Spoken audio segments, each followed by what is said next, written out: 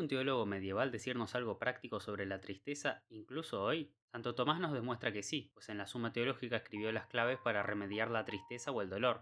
Antes de lanzarnos a los remedios, debemos entender qué es exactamente el dolor. Tal y como expone el doctor Angélico, el dolor es una pasión del alma. Para Santo Tomás, la tristeza no surge simplemente porque perdimos algo bueno, sino porque estamos frente a un mal presente que hiere nuestro deseo. Así, la raíz última de la tristeza es el amor. Amamos un bien, tendemos naturalmente a él y cuando ese bien se ve impedido, dividido o frustrado, aparece el dolor. De ahí que la tristeza pueda nacer del deseo no satisfecho, de la ruptura de una unidad que nos perfeccionaba o de la acción de una fuerza superior que nos impone un mal contra nuestra inclinación. En todos los casos, lo que está en juego es lo mismo, un apetito ordenado al bien que se ve obligado a enfrentarse con un mal presente que no puede evitar.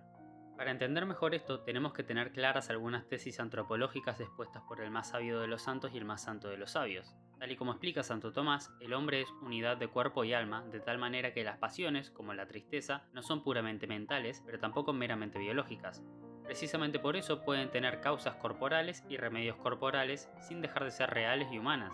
Asimismo, el hombre es un ser de apetito ordenado al bien. En esta base, las pasiones no son malas en sí mismas, dado que son movimientos del apetito sensitivo, por lo que no son buenas ni malas en sí, sino que más bien se ordenan y desordenan según la razón.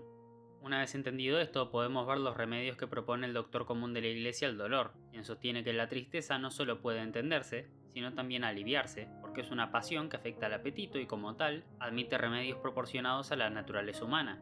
El primero es la delectación. Toda alegría, en cuanto es un reposo del apetito en un bien conveniente, mitiga la tristeza, del mismo modo que el descanso alivia la fatiga del cuerpo. En segundo lugar, el llanto, que lejos de empeorar el dolor, lo suaviza, porque exterioriza lo que oprime interiormente y porque es una acción connatural al alma entristecida.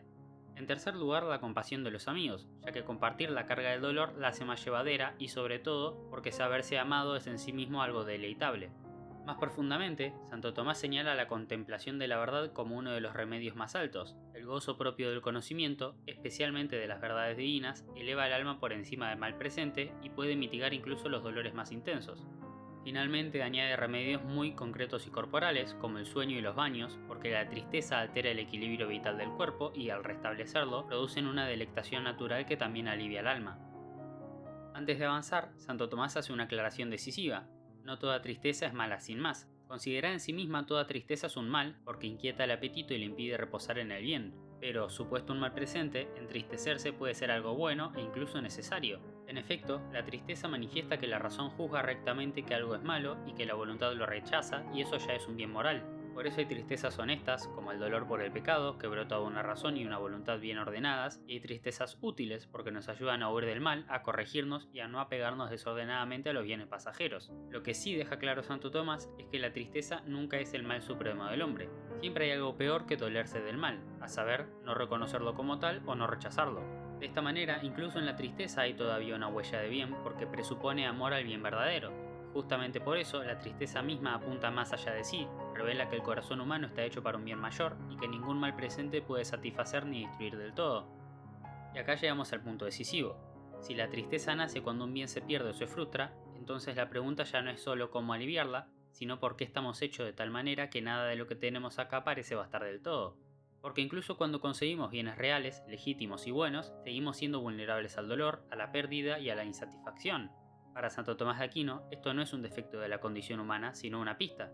El corazón del hombre desea naturalmente un bien que no depende de las circunstancias, un bien que no está simplemente entre los bienes presentes. Y mientras ese bien no sea alcanzado, el deseo humano queda abierto, inquieto y a veces dolorido. Por eso, para entender de verdad la tristeza, tenemos que hablar ahora del deseo y del fin último del hombre. Todo acto humano es por un fin. Sin embargo, no puede haber una cadena infinita de fines, pues si siempre deseamos algo solo para otra cosa, nunca reposaríamos. Y si el deseo nunca reposa, la tristeza sería estructural, no accidental, por lo que estaríamos siempre tristes. Pero vemos que esto no es así. Además, sabemos que el fin último es uno solo, ya que el corazón humano no puede servir a dos bienes como si ambos fueran absolutos. Entonces, si el fin último del hombre estuviera en los bienes presentes, la tristeza sería algo meramente accidental, algo que se elimina una vez que conseguimos lo que buscamos. Pero si incluso poseyéndolos seguimos siendo vulnerables al dolor, entonces el problema no es que deseamos demasiado, sino que deseamos algo que esos bienes no pueden cumplir.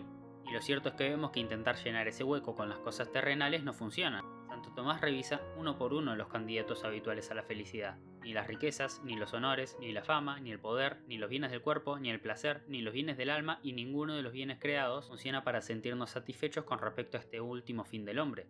Luego, si existe en el hombre un deseo natural que ningún bien creado puede colmar, ese deseo apunta necesariamente a un bien que no sea creado, que no pueda perderse, y en el que el apetito humano pueda finalmente reposar. El fin último del hombre no está en los bienes presentes, el fin último del hombre está en la bienaventuranza. La bienaventuranza última y perfecta del hombre solo puede consistir en la visión de la esencia divina, no en ideas sobre Dios, no en símbolos, no en efectos y no en nada creado. Esto consiste en ver a Dios tal cual es. Ahí y solo ahí el entendimiento humano alcanza su objetivo último, el deseo se aquieta definitivamente y el hombre reposa en su fin, que es Dios.